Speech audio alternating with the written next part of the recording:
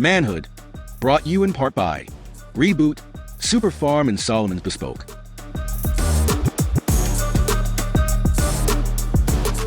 Welcome to another episode of Manhood, where we always aim to be better as brothers.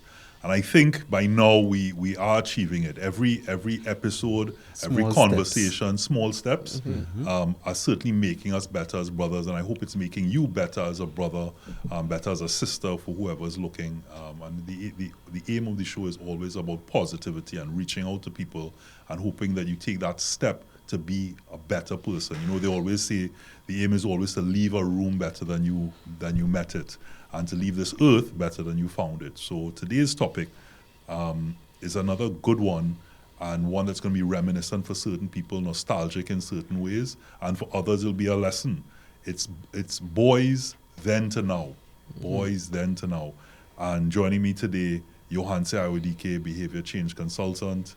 To his right, Marlon, Bascombe, youth community activist, we'd say it, you know, advocate.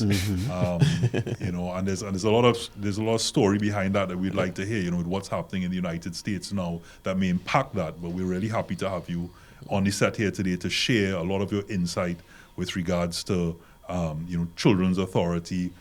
You know, sort of really pave the way or to set the tone for the conversation here today, which is boys then to now. Definitely. Thanks for having me.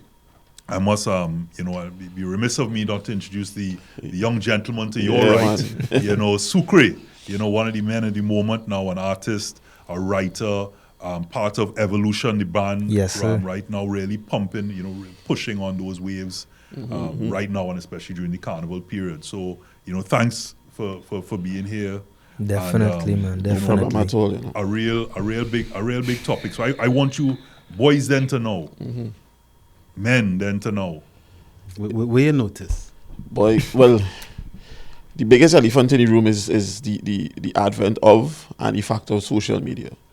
So literally, if I compare myself to my sons, I have two boys.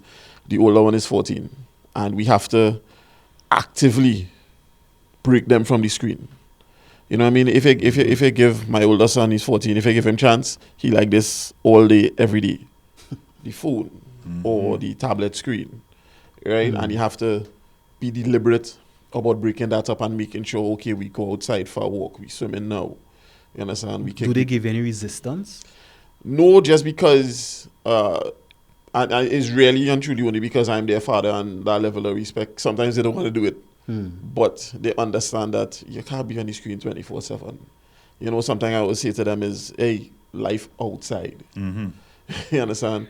Look up from the screen. If we're in the car, look up from the screen. Which part of Trinidad are we in right now? Yeah. Right? Do you know where you live? You know? So part of that boys enter now and Sucre, you know, you can give when you hear conversations like that, you know, you're younger. Youngest man, yeah. And Yes, so, I am. So when you look and you hear, you know, sometimes I may hear things that my grandparents will tell me or my parents will tell me, and I'm like, okay, that's interesting. And that's because I've sort of bridged the gap between what they can explain. You know, I could still understand that before, you know, when phone was rotary and before video and, you know, VHS and beta things, you probably, you know, things that you might look back now and be... I'm looking at you like, what is that? What was that? Correct. You know, and then you into the age of technology, yes, into the age, and God spare life, I'll still be around for AI and what that brings. So it's easier for me when I'm hearing those conversations. It's exciting. It makes me feel good to hear those stories, and it's information. But for someone like yourself, in this Gen Z, even going into the Gen Alphas, is it in a way kind of like annoying? Like, oh God, well, we didn't, you know what I mean? That is old people thing. This is the way things are now. And it's just the way it is. The school system, everything is almost archaic. Right. Personally, what I think is that with time, new knowledge will always resurface, or at least knowledge will be dispersed a bit more in terms of more and more people will have access to it as time continues, because it will come a certain point where at least just one person will send it to the next person, and then the next person, and then the next person, and then more minds will be open towards the information that will be shared. So all of that. Do you care? What I'm saying is, your generation care about what an older generation might talk about? Like what got us here? Is it that is like Like, history? you know, is when you hear history? stories, like people say, well, I remember when X, Yeah. like, I remember when it had CDs. I remember, I'll give you an example. I asked my assistant recently, right? Right. I say, you just watch the speed of the internet, like, to see how fast the internet is. And she was like, no. And I laughed and said, because back in the day, Dial-up, checking the yeah. speed Yeah. was a thing Correct, now, right? correct. But Yeah. now, like, sometimes I look at internet plans and you're getting 300 megabits and 400 megabits. I remember thinking that wasn't even a concept to us. possible. But now, internet's so fast that whether you take any plan, it kind of don't make a difference, Yeah. right? So she was telling me she don't even check. No, you wouldn't check. I was explaining to my sons, sometimes it's a long time you want to watch a video. You pay it to download and go and sweat football. If you use 5 minutes, Right. you come back, it still have an hour and a half. Yeah. to Yeah. download. They looked at me like I was mad. They said that's not possible. They couldn't conceptualize that. You understand? So and the other thing, when we talk about that's it's a serious side, but yet the more serious, if that's a word, cited is one. Are we losing in many ways the values? So is that being brought across? So we talk a lot about habits. We talk a lot about chores. We speak about manners. Like someone coming and shaking someone's hand, looking in their eye and saying, "Hi, I'm Robert Dumas." Where persons are they doing that anymore? Are people really saying good morning? And so we, a lot of times we talk about great men and weak men. Great men create weak men because, of course, they don't want you to have to do what they have done. And by doing that, what's happening is they're not bringing across the values into the next generation, and therefore it's being lost, I think. Part of it is social media. Part of it is the general pace at which we move, the stresses of everything, the hours in traffic to get to work, the everything. And as a parent, especially for me as a father, you have to be intentional about these things. Like I say to my boys all the time, I reason better men than me. We're not here to be fools out here. You're going to learn. Shake somebody's hand, look at them in the eye, speak clearly, try to communicate. These are things that I say to my sons every day, and it's like pounding it into their heads because they grew up in a different time as we've been discussing, right? And at the same time, I can't parent them the same way that I was parented. That's true. But we talk here like again. I'm gonna bring Sucre. You here as the youngest Yeah, of he's this Sucre. son, Sucre, right? how old are you, Yeah? Sucre? I'm 24. Right. Yeah, so yeah, so yeah. you fall into that, right? No one. Correct. At 24 Yeah, years no old, one. I was in Leeds studying in England, right? So I remember what 24 was like then. This was just 1999 or something, right? 1999. So Champions League. Manchester United won the treble that year. Yeah. Dwight That's York when they was played playing. Bayern Munich. Yeah, Yeah, Dwight York was playing I at think that it's secondary point. school. Talking history. Yeah, thing history that- here. This is No, what I I'm was saying. born yet. listen. But you know who Dwight York is. He coaches Yes, the I do know who national Dwight right. So York this is. is when he was playing for Manchester Yes. United, right? So that's when I was 24, and also Shaka Hislop played in the league at that during that period as well as Kenwin Jones, etc. We're not talking about football here. I can't help it.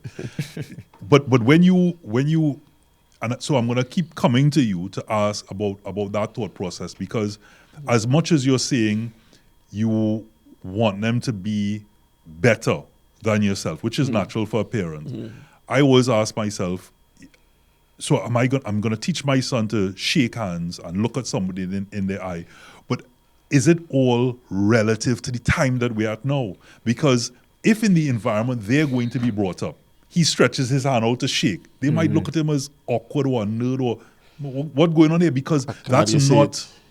I saw you took it. I'm glad you say it because that's literally what happens. So the other day we had Parents' Day in my son's secondary school. I wouldn't call it school. Is exactly that scenario. And you look at the young men, it's all boys. You look at the young men engage with each other, and there's a lot of those awkward pauses, right? But then you see them engage when he celebrated his 14th birthday in December. So we had a few of them. We went to this place for them to play. It was a different thing because in that environment, everybody thrived. But now we in a school environment or even to have a conversation like this, it was awkward. You You in a party long time, Marlon. Yeah. And well, I know your answer will know this for sure. He older than me, right? So he's not. Good. But you're a party, Sucre. I learned to Latin dance, right? And that was a big thing, salsa, merengue, because you waiting for that particular song to play or that particular old school alternative rock to be able to play to then dance. And it was impressive. Or you rent a tile, as some people would say.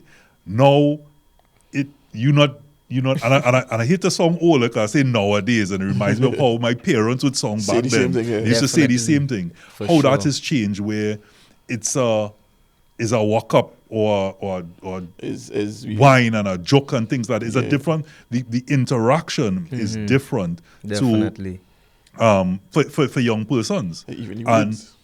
And so even if we come back to things boys then and now, technology is there to make life better, to improve life, right? So we get that. We're not saying technology is a bad thing, but it's, and also the people that create it in Silicon Valley, you hear that they themselves don't let their children use iPads and all these other gadgets because they're trying to keep them out of the matrix, so to speak, not plugged in, to be able to create more and more and more, not get caught up.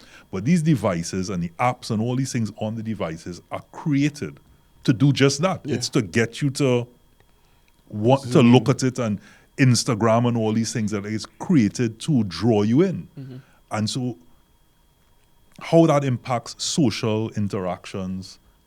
Well, what I notice is that if, and Sucre and both Marlon, you could see if you notice this too, is that before, when there were less or no devices, you had to talk. Right? You couldn't just sit down in a room and nobody speaking. You had to talk.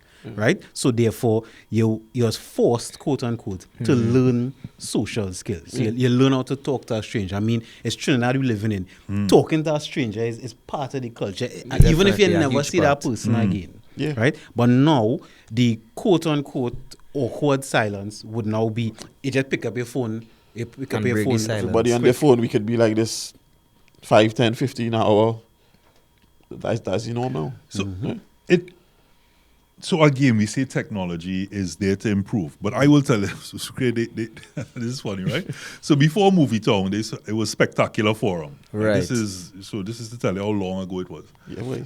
And when you go into a club or a party, you learning how to scrape bottle. You know what scraping a bottle is? People will have a pile, a bottle. They will have their bottles, and you learn on the concrete how to scrape it to basically break it, to have jagged edges, or fisticuffs. You know, you get into a fight.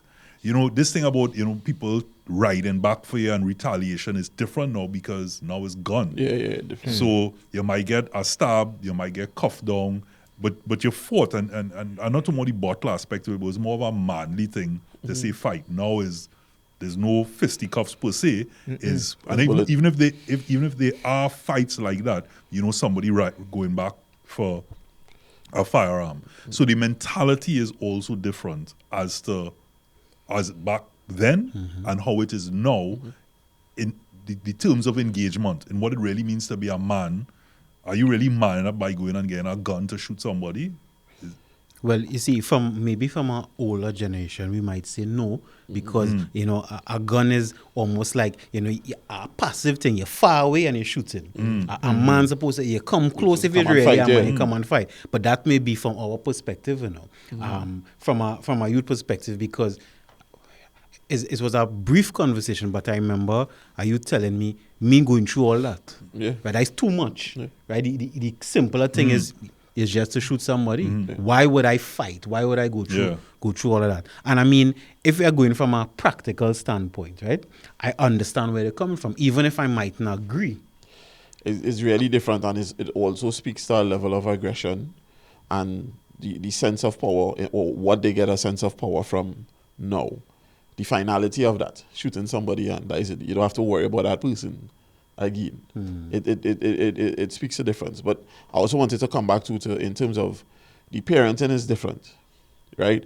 Whether or not the father or a male figure is in the household is critical, but it's also different now. And you could also be in the household but not in the household. You know what I mean? You're there, active. But you're not active. You Understand. understand? Your job or whatever it is stressing you out so much that you don't have the emotional capacity to treat with the children around you. And so they also learn that distance from that as much as the social media.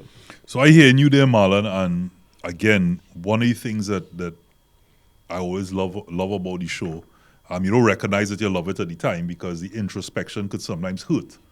And that's another thing that I may recognize, that my life, whether it be, head of production at CNCG, whether it be chairman of the Cancer Society or any of the other things, there's always something that's activity that when I go home, I ask myself now, after you've just said that, is it that my son, as much as I try to interact, that am I there as much as that he may require to mold him in a particular way, or is it just a matter of distance, like, hey, dad's on the phone, dad's on his laptop, dad needs to zone out? Because sometimes you really, when you reach back to quote unquote your castle, that moment of peace, like, okay, I don't have to be one of those hats right now.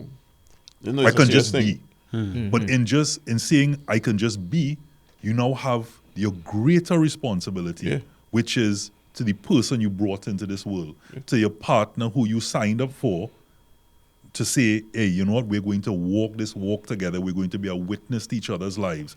And that is where I'm thinking I might be showing up less than I should be. The thing that really matters, the person that's going to be there to put the flower on my coffin. No, that's a serious thing, and I could speak to it in terms of, so I mold myself personally to be the opposite of my father, in terms of he wasn't there, so I try to make sure that I'm there. And even when you think you're doing a good job, right? I spent 6 years at the Children's Authority, and during that time, that job and the issues in country take a lot out of you. And then my sons themselves said it. Daddy, sometimes you're home, but you're not home. Sometimes they want to be in. Sometimes they would come and just be in the room. I on the phone somewhere with the police on some case, and I'm not really giving them the attention. And having left that job, I really, really try to make that effort even more now, to make sure when they come and say, Daddy, what's going on, that I'm there, or I could ask them how school was, or check in on the school work, although the school work hard, so I don't mind. So it's a serious thing. I certainly want us to go to draw from that experience, hear a bit more about Children's Authority and that experience of the youth from a national perspective, and even in terms of a class perspective. And I definitely want to bring Sucre in more, because we want to find out. I could tell you about boys then, but boys now is what we're really trying to figure out. So hear from the youth. we definitely come back with that. We take a short break. It's Manhood.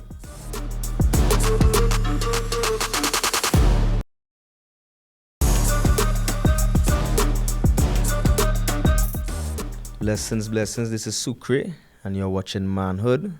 Boys then to boys now.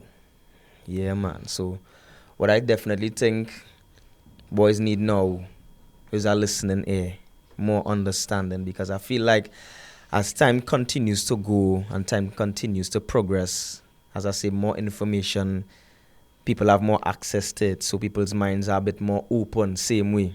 So that's why you might think people might get quote unquote smarter, because some of the elder people might find we feel like we know too much. It's just a matter of the information might either be a bit more or even perceived in a different way, because as time goes, our way of thinking would change. So I think the main thing is that we just want people to understand us, not necessarily that we're trying to fight you all.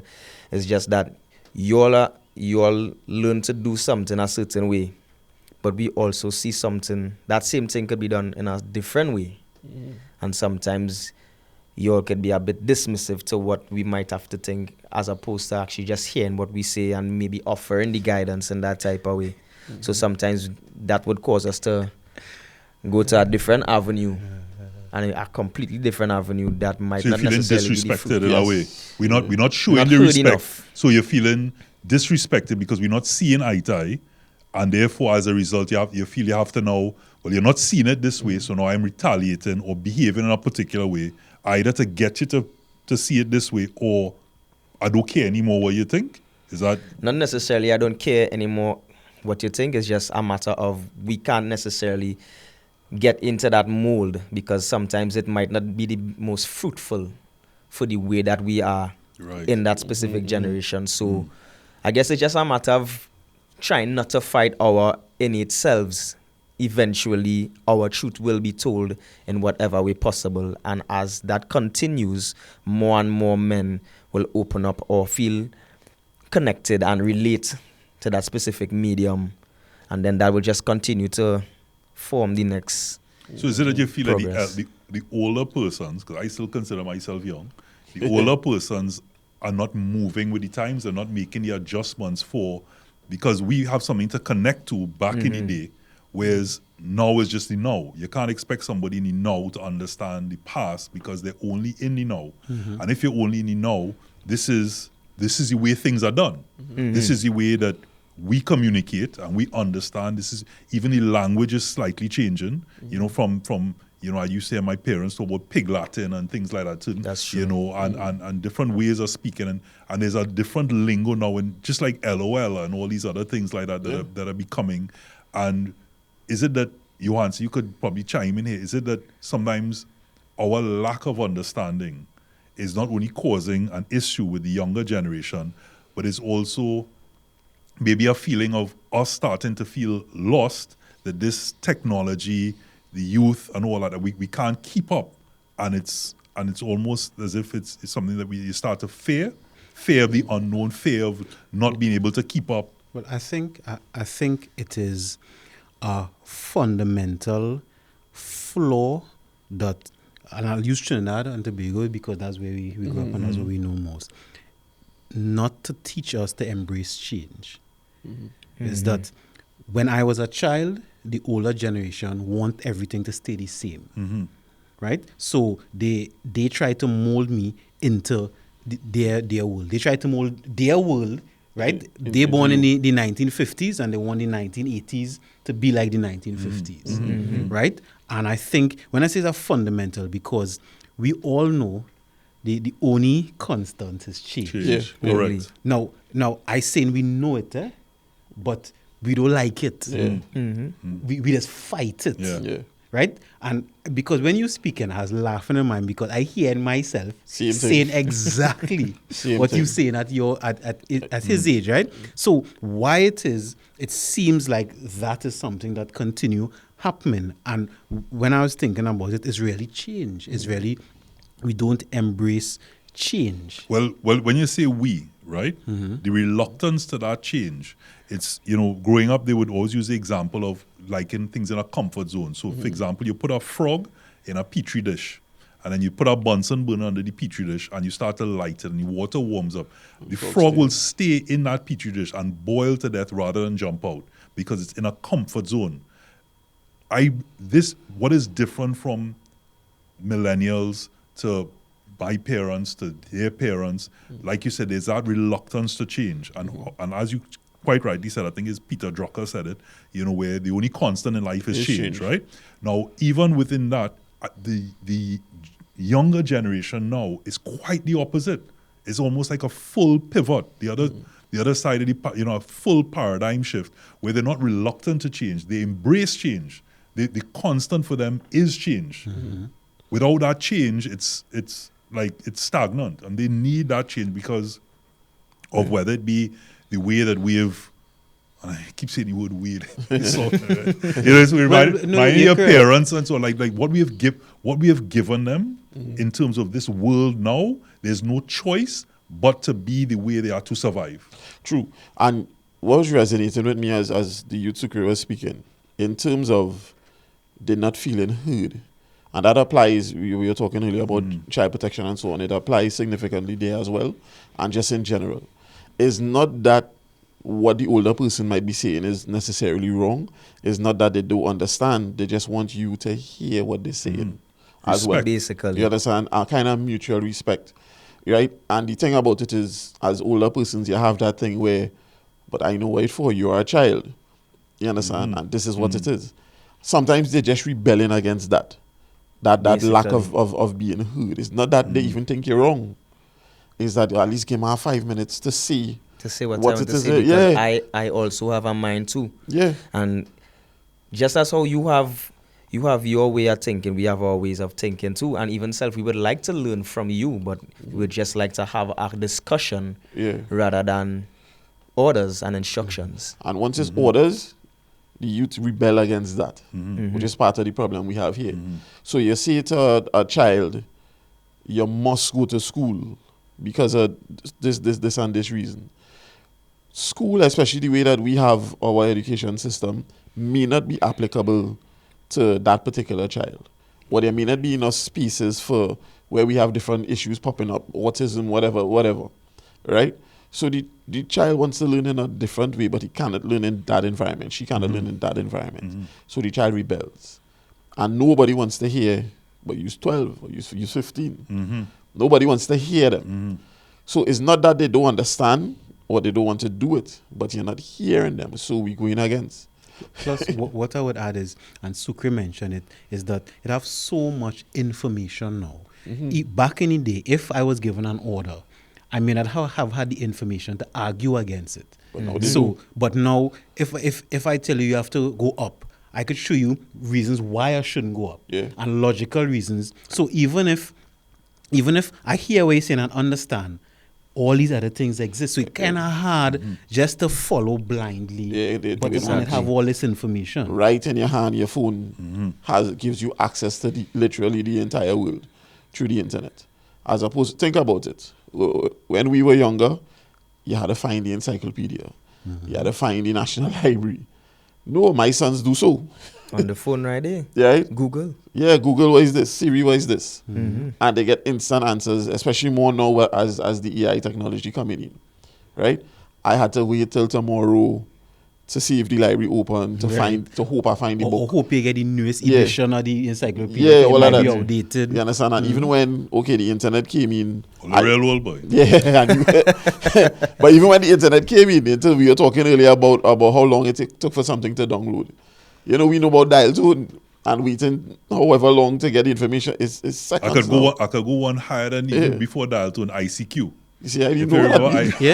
Yeah, with the little flower, right? Or that thing. You had to type. It was a typing a whole code and hope. I always remember a friend of mine I was studying in Germany at the time and sitting on by the computer, and these people clearly trying to get the computer and speaking, but I wasn't versed, I didn't understand, I couldn't communicate in German as yet. And all I was like, no, I have to wait for this thing to pop up to see the to be able to say, hey, just to feel connected. Yeah. And where we come now, I mean, now we walk around on our phone and everything is there. FaceTime, WhatsApp, AI, all of these different things where you don't even, in 2 minutes I could write a song. And that's the thing about technology. It's there to continue to make things easier, or make a task easier. For example, you might just think that the computers, the cameras here is technology, but at a certain point in time, spoon was technology. Yeah. A fork is technology.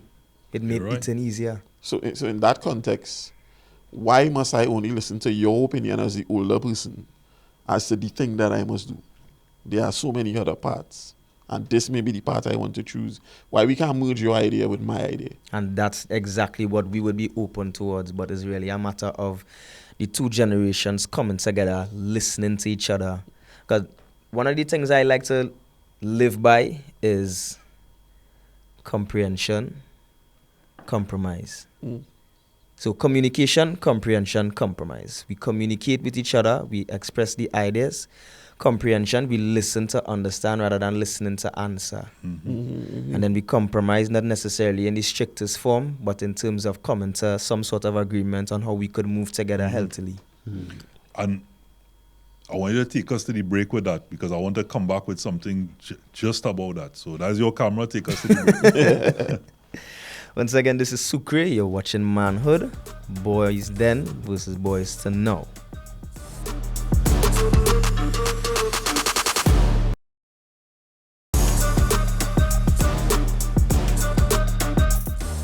Blessings, this is Marlon Bascombe. We here on Manhood talking about boys then to boys now. And really important is that level of communication between me in my 40s versus my sons in their teens, my brethren over here in his 20s. How we bridge that gap to ensure that we can move forward with ideas from each generation as opposed to pushing ourselves on the youth. in a way that they would rebel against, you know. And we can continue touching on that, because when we give those orders, or when even the whether it is the child protection system, the education system, the court system, we give those hard and fast rules. As parents, we give these hard and fast rules that we may or may not be following ourselves. But as we were talking about before, the youth have access to all this other information that is oftentimes very logical and also plausible, right? Why would they need to follow you if again, they don't feel heard? Right? So and one of the things, as you mentioned that there, again, every time I hear it, I introspect. You know, my son, will be 8 next month, you know, I have this thing that I am very affectionate with him, because I always think that I want to hug, and I will kiss my son and vice versa. And he said, but Dad, I don't want to hug anyone, right? And I told him, I said, that's fine, because I don't want to force you into a position of hugging someone or being affectionate with someone if that's not how you feel. He's an affectionate child, but in his own way. But I did tell him, with your parents, we want to share that affection. He's fine with that. And that imposing of someone, as like you said, with social media and them seeing so many other things, they're becoming their own man or their own woman, even though they're children. So they're becoming their own person. Let's just put it that way. And Sucre, you and I, we were speaking on at the break, that when you remove that, even at that age of people can feel embarrassed, they can feel as you mentioned, they're not seen, they're not heard. And then they feel disrespected, and as a child, they might not know how to cope with that or express that.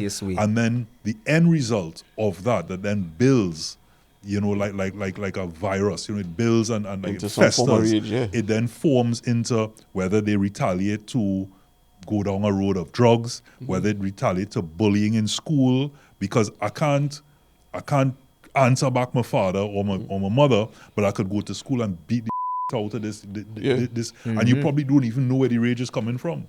Exactly. And that's the thing where they say charity begins at home. I don't think it's just charity alone. I think it's a lot of things, because your parents are the ones who teach you before the teachers in school. So you might learn certain academic things, this, that, the other, but in terms of the values that are molded into your personality, all of which come from your parents, whether it be the things that they directly teach you or some of the subconscious things that they do or don't do. Yeah. Because so you might have a parent, they might tell you, don't drink alcohol, this is not good for you, this, that, the other. But they're doing the same thing too. Yeah. They might tell you something, but the behavior is completely different. How the youth are coming in at that point, because how the youth responds to trauma, how the youth responds to grief, all those things have much more to do with your actions and what you don't say, as opposed to what you're telling them to do, right? And both my younger son is 9, my older son is 14, and literally just this week, I lost my mom last year, their grandmom. My son had to write a poem for school, right? The boy make me cry. Big man thing, I'm saying it. Right? The boy make me cry. Big man, yeah. The boy make me cry because he had to write the poem for school, and you had to choose your own theme and everything. He chose grief, right? Thinking about his grandmom. And then he remembered to put in that poem how I came to talk to him, and to talk to him based on our faith that, we believe we'll see her again and everything like that. And that made it into the poem. And the part that really had me off is that he used the word, his father came into the room to lighten up his mood. And then in the next stanza, he said, the light said, no, you're talking about me, but it mashed me up. it mashed me right up, me lying to, yeah. Wow. You understand? Tears instant, I had to go and wash my face, because I can't even remember the conversation, because I in grief too at the time. You understand? I can't remember the conversation. So now it comes back in a flood in this format where he might not have said it otherwise. Right? So what you don't say as the older person to a younger person, how you act with other people they're watching. You understand? Like a sponge. Absorbing. You see, action is very important, because congruence, right? Congruence is the continuity of something. Yeah. Right? So if you say something, I hear what you say, you know, but I have to see you do it also. And it don't have to be in the exact form. If I say good morning to everybody, it don't have to be that exact thing. Yeah. But seeing you Say it all the time. do yeah. respect, Yeah. right? But what happens is a lot of time, this I would say older generation, older meaning my parent generation more than even my generation, is that they would say things and give you orders. So Do as using I the say, words. but don't do as I do. Yeah, it was And what orders. is good for And the the goose is actual- not good for the gander. Correct. You And know? that is something I realized, that even at a cognitive level, because when children are at an early age, there's something active, it in humans in general, but especially in children of a young age, called mirror neurons, right? And that's how mirror neurons in your brain, that's how children learn, they look to walk, to pick up mannerisms. You notice Right. children have the mannerisms of their parents. So if you telling me something and I understand it cognitively, I understand what you're saying, you know. But when I'm looking at you, even at a stage where I may not have all the language to express it, but what I'm seeing is incongruent, right? With what you tell me, what happens is mistrust or distrust. Yeah. And sometimes that happens at an unconscious level, you know. Yeah. So once your child distrusts you, That's it. Then Because you're telling me, like, you know, the old people will tell you in a household, they'll say, well, this is my house. I could do what I want. But to a child, it's like, but I don't understand. You're the person, whether innately, as you said, whether, you know, learned, whether you just know that this is your father, even in amongst your peers in your community, even on social media, you realize your father and your mother, the people to mold you and the love and so on that you have for them. So when you do that now, you think to yourself, but I'm supposed to be learning from you. But yet still I'm now at that part where I will, you know, as a child, if you're smoking, or if you're drinking, or if you're doing certain things, or even if you're swearing, there's a period when you get to a certain age that you understand that, okay, my dad or this person may smoke, but I am not to smoke because I'm not of age as yet. Yeah. Apart from the fact that it's bad for you, right? Yeah. And you shouldn't smoke, right? I'm drinking, etc., or even swearing. But yet, at that point, when you're not at that cognitive level as yet to be able to make to have that discernment, you're just seeing that, but you're telling me don't do something, but you're doing it, and you're the person I'm supposed to learn from. So why are you doing it? And the disconnect there is where that mistrust then comes in, because I don't understand the do as I say, but don't do as I do. the other when thing you're doing it. The other thing with that mistrust is, I mentioned trauma. If something happens to a child and he tries to come to you, or she tries to come to you to explain what it is, no, I don't have time for that now. Dismissive. You see that? I can't come to you again.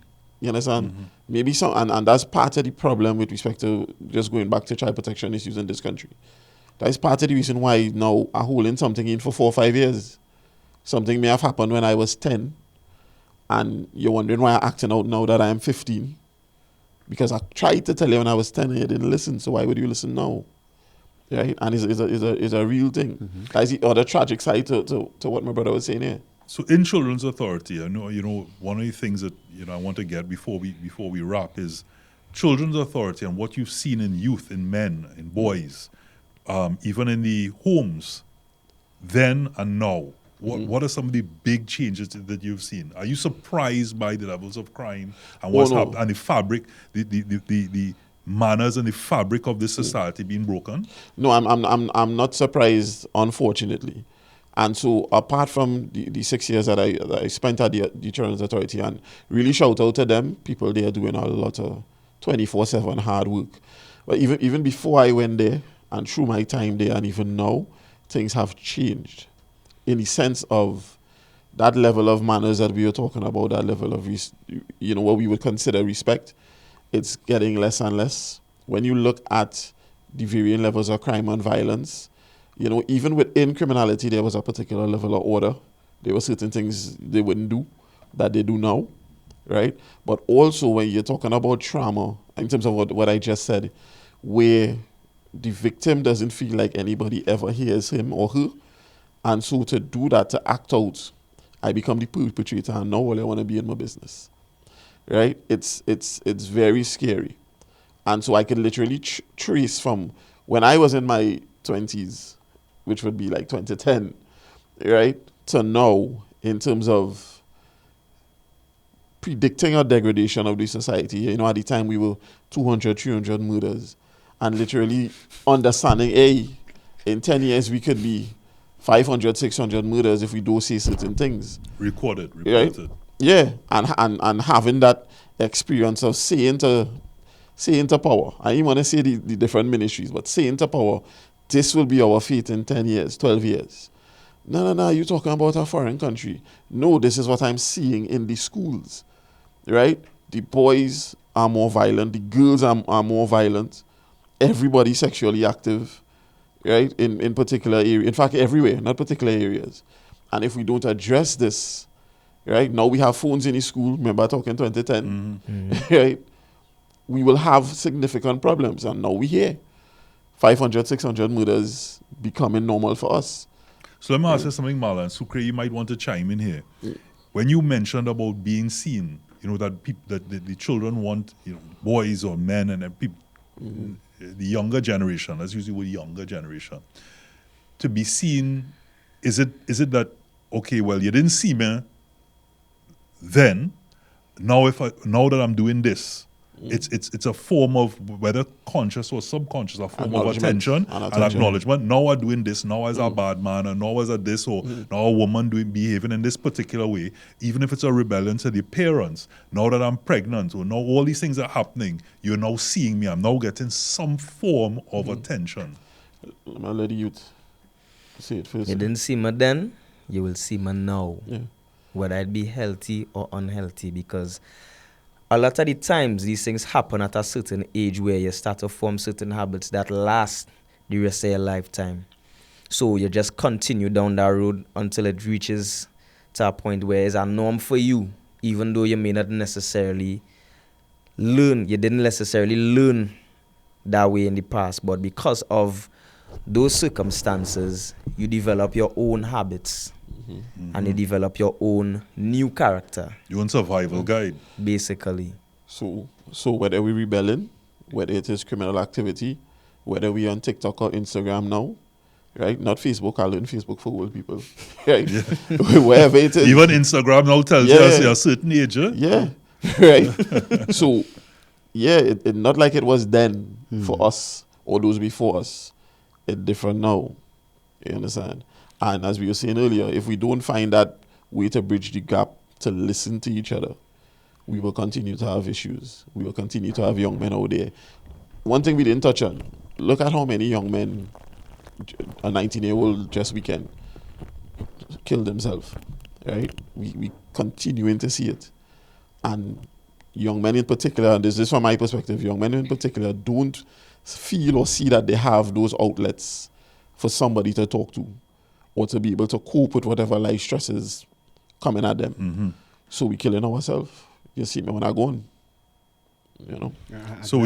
And before I'm glad you raised that point, because if then till now is definitely a rising suicide. Yeah, by then far. Till now, and rising how many suicides, and then lowering of the ages, the age that do it. And from my perspective, I think part of the reason why is, one, I have the younger generation, and Sucre, you could tell me if I seen anything incorrect. They have a lot to say, some maybe even more to say than I had at my age, but have less avenues. So I have more to say, but less avenues. So it's almost like a bottleneck of things now. So in human behavior, it's thought, feeling, action. And less or more avenues? Because I would think with social media and so on, there's more avenues to express yourself. But less avenues that they want. Yeah, because social media is not quality time. Yeah. Talking to your father, talking to your uncle could Not never as compare. personable. Right. Yeah. To putting up a post. A post might give you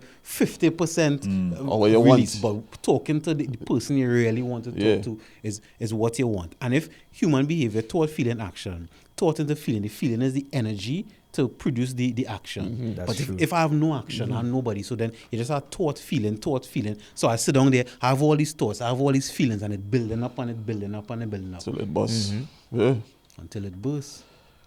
So the message there that I'm taking away, boys then and now, is likes are not love. No. Likes That is is not love. Likes is not love. I like that. And we need, as we come, you like that. I love that. Yeah, for sure. The response that as we talk about human, forget men or forget women, we talk about humans, is to be loved and to know that you are enough. And that's at the crux, that's at the base of humanity. So if we could just quickly, as in, we kind of out of time here, Right. So to kind of give some closing, because I really want to hear about Sucre. Bottom line, he's an artist. Right. You have a Right, song right. out. That's I want to hear a little bit about the song, Right. and maybe give us a verse or something to take us out. Take us out. Yeah. All right, so quickly, my takeaway from this is, then till now, I think then it had a lot more quality, right? Not as much quantity, but now it have all the quantity, but a lot less quality. And what we could do is bring back in somebody the quality interactions, listening. That is my thing, because the youths are real bright, and I have plenty things that I can learn from, and I saying anybody, if older generation listen to the youth, and for the youth listen to the old. If somebody don't want to listen to you, find somebody that will listen to you instead of bottling it all in. So quality over quantity. Yeah, I really want to emphasize on that.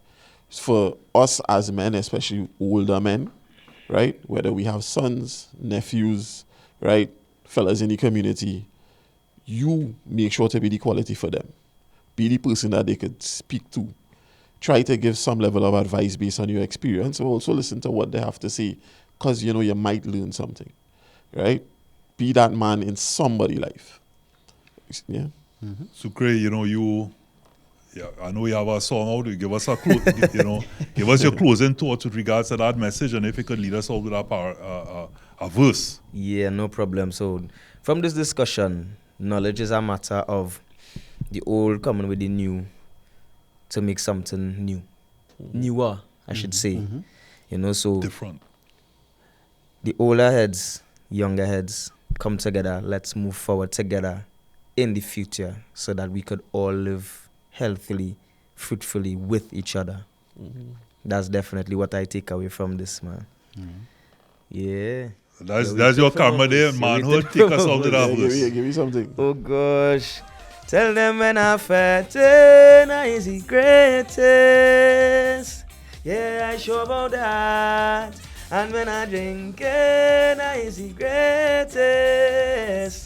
Yeah, I sure about that. Say in this life, one thing I love is having fun and jamming down. Manhood does bring the life for me, oh Lord. It's gal and rum, we go never done. Yeah, man, bless it.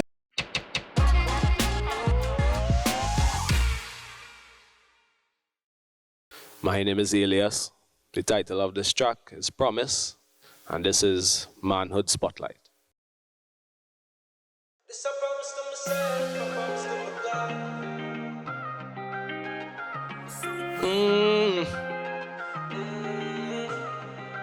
God. Say me nah go fail. Say me nah go fail. Alright. Some man I bet by myself. Only God know the road when me walk. Focus on my wealth. No, I said the time on the clock I feel tick, oh God. Yeah, my daughter fi eat, so I can't tie it up on the block. Some man I hunt for the green, see the flame that I burn on me. This I promise to myself, I promise to my God. Promise to my girl when me have down on me yard. Promise to my little youth I fi be a good father. Live long, me no go down on no marks, me no go fail. Say me nah go fail. No, I say me nah go fail. Yo, me no really pose as no gangster. Not really pose like my bad. But same way shark teeth, Lego. If you touch my man, I stand for my strength. So me never beg a forward, but me never is a coward. I feel stand firm in the faith, so I me them can't overpower. So we get up and I get it by any means. Can't study enemies, not trust them when them say them I'm a friend for real. Cause them them want see me in a cemetery, want see me feel disappointment they go and receive. When me touch the road, yeah me nah go fall. Know the world it cold, Jaja protect my soul. Let the truth be told, I'm a king for sure. Now the world fi know, this I promise to myself. Promise to my girl, when me have done on me heart. Promise to my little youth, I feel be a good father. Live long, me no go down on no marks. So me nah go fail, so me nah go fail. So me nah go fail. Yo, so man I bet by myself. Only God know the road when me walk. Focus on my wealth. No, I say the time on the clock I fit tick, oh God. Let my daughter fi eat. Can't idle on the block. Manhood, brought you in part by Reboot, Super Farm and Solomon's Bespoke.